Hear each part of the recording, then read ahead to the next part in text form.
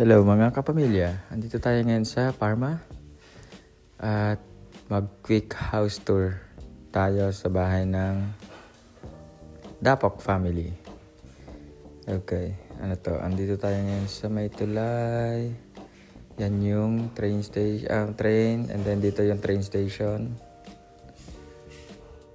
And yung building na yan, dyan sila nakatira. Medyo maraming flags dito. At ito yung ilog. So walang tubig ngayon kasi tinanggal daw. Hindi ba tinanggal pero hinarangan kasi may ginagawa dun. Ayun sa banda dun. May ginagawa daw dyan. Kaya kailangan harangan yung mga tubig. Yun. So maglalakad lang tayo dito. Punta dyan. Ang ganda. Ngayon ay October 16, Friday. 11 degrees. So, malamig. So, check lang natin ang bahay nila para makita nyo. So, kinat ko na yung video. Pero ito, papunta ito sa bahay nila. Diyan sila sa second floor.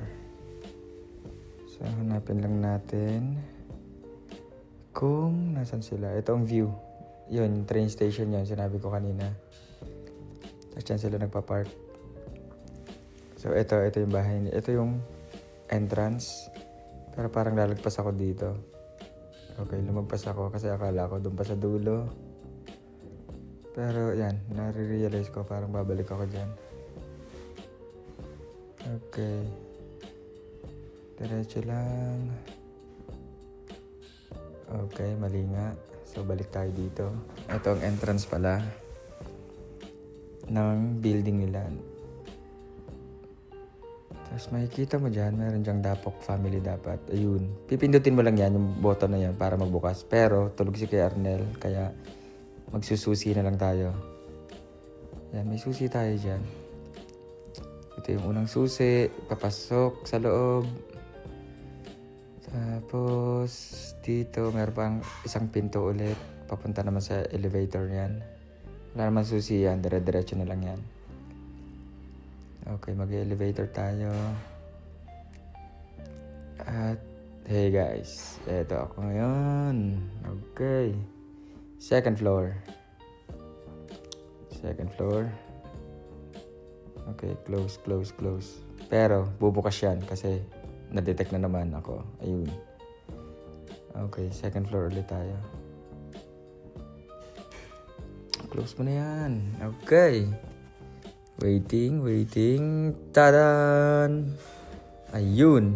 Ayan ang second floor. Yan ang pinto ng unit nila. Okay. Siyempre, tulog si Kernel kaya gamitan natin ang susi. Okay. Eto na. Pagpasok mo, ayan ang ceiling. Eto. Bintana pero ginagawang sampayan yan. Ayun, may nakasampay na damit. Okay. Ayun, ang damit. Pagpasok mo, eto na agad. Yan, kitchen yan. Hindi mo kitchen, dining. Dining yan. Okay, medyo pabalik-balik pa ako dito kasi ang dilim nga. Pinuksan ko pa yung mga ilaw. So, bumalik ako sa pinto para buksan ng ilaw.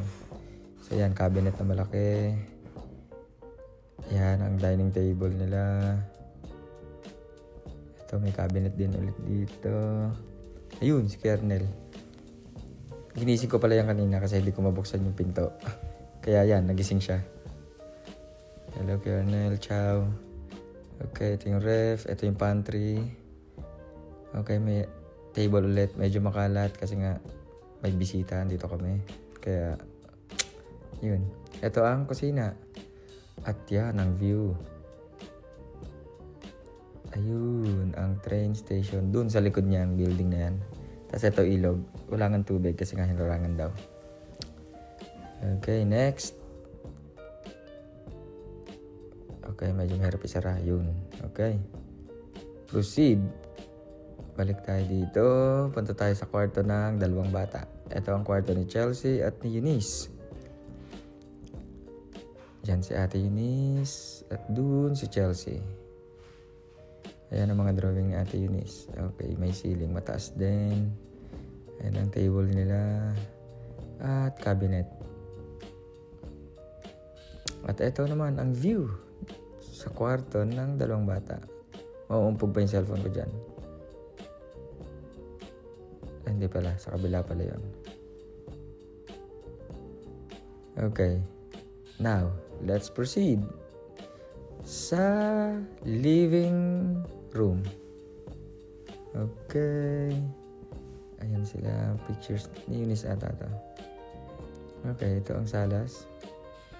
Ayan ang cabinet. May bike ulit doon. Kay Arnel yan. Ayan. Oh, medyo makalat kasi nga andito kami ngayon. Yung mga bisita sila. Ayan. At ito ang view sa salas. Okay, maraming sinampay. Paumanhin. Okay. Ang ganda. Ganda ng view dito. Okay, next. Punta tayo sa CR naman. Okay. Eto, may bike na naman dyan. Dalawa pa. Okay, punta tayo sa CR. Ito ang kanilang bathroom. Pagpasok mo, andyan ang washing. Andyan ang shower area na medyo maliit na. At ito ako. Hey guys. Peace. Ayan, makalat, lababo. Okay, kita nyo yan? Yan ang hugasan ng puwet. At ito ang inodoro. Okay. Next. Punta tayo sa kwarto naman nila. Ito ang master's bedroom. Okay. Medyo makalat pa. Ayan ang kama. May malaking cabinet sa gilid. Ayan. May cabinet din na maliit sa gilid. Ayun ang gamit ko. At dyan ako natutulog ngayon. May malaking cabinet at may salamin. Ayun. Okay. Bye-bye. Yun lang. Ciao!